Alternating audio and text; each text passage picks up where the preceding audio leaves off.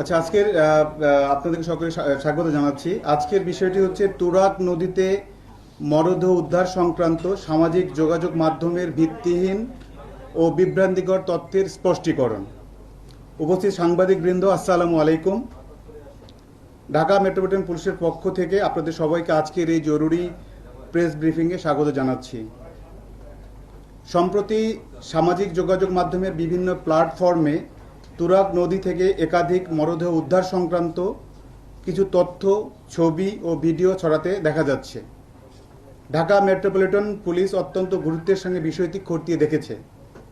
জনমনে বিভ্রান্তি দূর করতে এবং সঠিক বস্তুনিষ্ঠ তথ্য তুলে ধরতে আজকের এই প্রেস ব্রিফিং।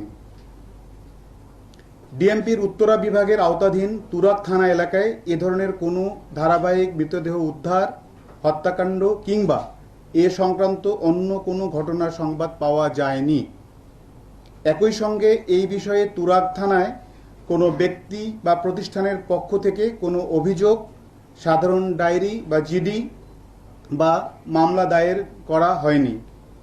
বিষয়টি অনুসন্ধানে প্রচারিত তথ্যের কোনো সত্যতা পাওয়া যায়নি।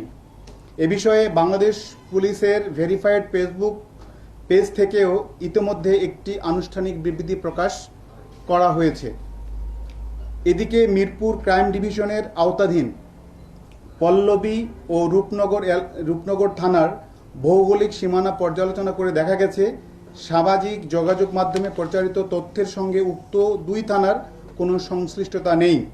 এ বিষয়ে পল্লবী বা রূপনগর থানায় কোনো অভিযোগ, তথ্য কিংবা ঘটনার সত্যতা সমর্থনকারী কোনো প্রমাণ পাওয়া যায়নি। সামাজিক যোগাযোগ মাধ্যমে প্রচারিত যে কোনো তথ্য যাচাই বাছাই ছাড়া এই ধরনের তথ্য প্রচার, বিশ্বাস করা বা তা শেয়ার করা থেকে বিরত থাকা সমীচীন। কোনো গুজব, বিভ্রান্তিকর বা উস্কানিমূলক তথ্য সমাজে অস্থিরতা সৃষ্টি করতে পারে এবং আইন শৃঙ্খলা পরিস্থিতি অবনতির কারণ হতে পারে। ঢাকা মেট্রোপলিটন পুলিশের পক্ষ থেকে এই ধরনের কর্মকাণ্ড হতে বিরত থাকার জন্য আহ্বান করা হলো। ধন্যবাদ।